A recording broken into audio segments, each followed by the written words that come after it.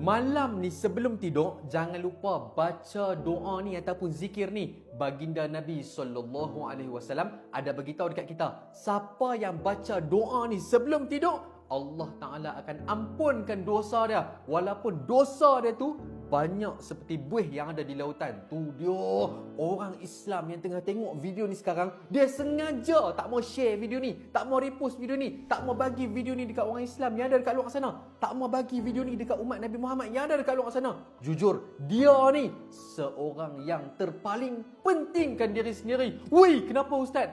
Yalah, bagilah video ni dekat semua orang yang ada dekat luar sana. Bagi video ni dekat anak-anak kita, grup family kita. Bagi video ni dekat grup taman kita. Bagi video ni dekat kawan-kawan kita.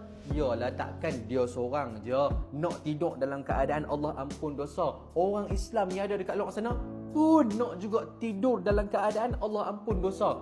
Share tau, repost, sebarkan sebanyak yang mungkin. Nak marah saya, marahlah. Yang penting video ni sampai dekat semua orang yang ada dekat luar sana. Okey, mantap. Okey, jom kita baca doa ni sama-sama dengan harapan Allah ampunkan segala dosa kita. Yang banyak mana pun minta Allah ampunkan segala dosa kita. Yakin dengan Allah nah? Komen amin kat bawah, tengok skrin dan kita baca sama-sama. Okey, tengok skrin. Okey, ikut sama-sama nah. La ilaha illallah wahdahu la syarikalah, lahul mulku wa lahul hamdu wa huwa ala kulli syai'in qadir. La hawla wa la quwwata illa billahil aliyyil azim. Subhanallah walhamdulillah wa la ilaha illallah wallahu akbar. Macam mana, dapat tak? Kalau dah dapat, sebarkan video ni sebanyak yang mungkin. Bagi kat semua orang video ni. Ustaz, saya ni banyak dosa Ustaz. Bolehkah? Layakkah saya baca?